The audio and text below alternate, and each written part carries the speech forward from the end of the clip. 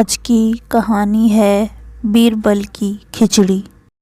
सर्दियों का मौसम था। बादशाह अकबर अपने बगीचे में बीरबल व एक अन्य मंत्री के साथ टहल रहे थे।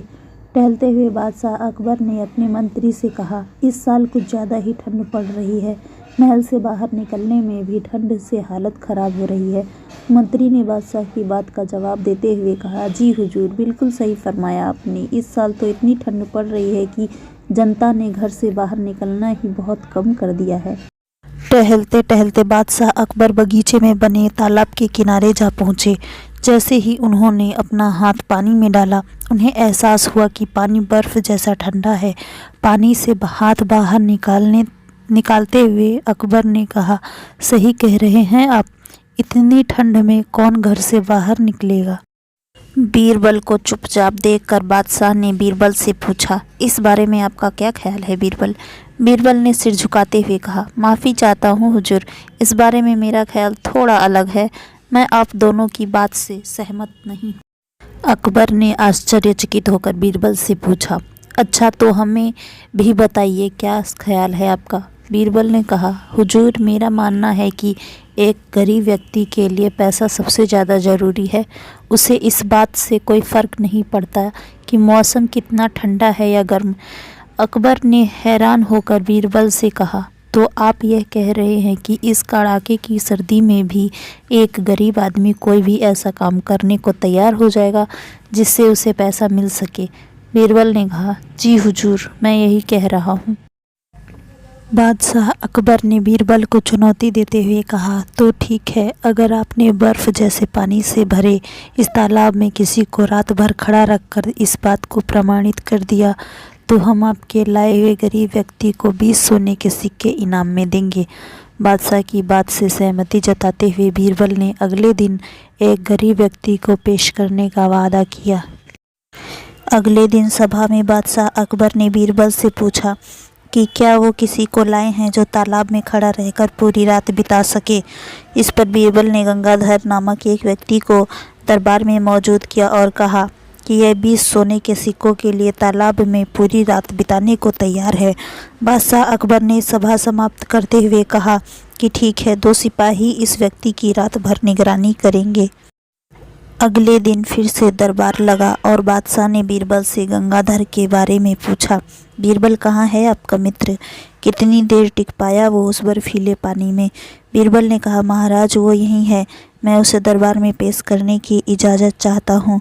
बादशाह की इजाज़त मिलते ही बीरबल ने गंगाधर को दरबार में बुलाया। बादशाह अकबर ने गंगाधर को शाबाशी देते हुए कहा, हमें इस बात पर यकीन नहीं हो रहा है कि तुम पूरी रात उस बर्फ़ जैसे पानी में रहे और आज हमारे सामने सही सलामत खड़े हो। यह तुमने कैसे किया, पूरी सभा को बताओ। गंगाधर ने कहा, महाराज, शुरुआत में तो ये बहुत मुश्किल था, लेकिन कुछ समय बाद मुझे महल की एक खिड़की पर एक दिया जलता नजर आया। उस दिए को देखते हुए मैंने सारी रात बिता दी। बादशाह अकबर ने चौंक कर कहा, यह तो धोखा है, तुमने हमारे महल के जलते दिए की गर्मी से सारी रात बिता ली, फरेबी। तुम्हारे इस धोखे के लिए हम तुम्हें सज़ा नहीं दे रहे हैं, लेकिन तुम अब इस इनाम के हकदार भी नहीं हो। यह कहते हुए अकबर ने अपने सिपाहियों से गंगाधर को महल से बाहर ले जाने को कह दिया और सभा समाप्त करके अपने कमरे में चले गए। अगले दिन रोज की तरह सभा लगी। जब बादशाह अकबर सभा में आए तो उन्होंने देखा कि सभी दरबारी अपनी अपनी जगह पर मौजूद थे, सिवाय बीरबल के। बादशाह ने एक सिपाही से पूछा कि बीरबल कहाँ हैं, तो उसने बताया कि वो आज महल नहीं आए हैं। बादशाह ने सिपाही से कहा कि वो तुरंत बीरबल के घर जाए और उन्हें लेकर आए। कुछ समय बाद सिपाही अकेले ही दरबार में लौट आया। बादशाह के पूछने पर सिपाही ने बताया, बीरबल अपने घर पर खाना पका रहे हैं और उन्होंने कहा है कि खाना पूरी तरह पक जाने के बाद ही वो दरबार आएंगे। सिपाही की यह बात सुनकर बादशाह सोच में पड़ गए, क्योंकि आज से पहले कभी भी बीरबल ने महल में आने में देरी नहीं की थी।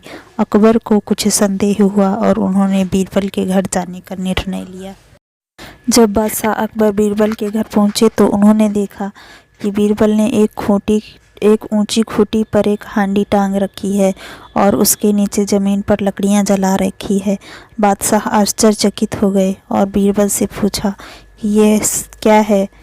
इस पर बीरबल ने जवाब दिया कि वह अपने भोजन के लिए खिचड़ी पका रहे हैं। बादशाह अकबर ने कहा, क्या तुम पागल हो गए हो? यह खिचड़ी कैसे पक सकती है? तुमने हांडी को इतने ऊपर टांग रखा है और आग नीचे जल रही है। ऐसे में खिचड़ी पकने के लिए हांडी तक गर्मी कैसे पहुंचेगी? इस बात पर बीरबल ने बहुत आराम से के साथ बादशाह से कहा, क्यों नहीं पहुंचेगी हुजूर? जब महल की खिड़की पर रखे एक दिए से गंगाधर को गर्मी मिल सकती है तो मेरी खिचड़ी की हांडी तो फिर भी आग के बहुत नज़दीक है। बीरबल की बात सुनकर बादशाह हैरान हो गए और मुस्कुराते हुए कहा, हम तुम्हारी बात अच्छी तरह समझ गए बीरबल। इसके बाद उन्होंने गंगाधर को महल में बुलवाया और उसे 20 सोने के सिक्कों का इनाम दिया। बीरबल की चतुराई के लिए उन्होंने बीरबल को भी इनाम दिया।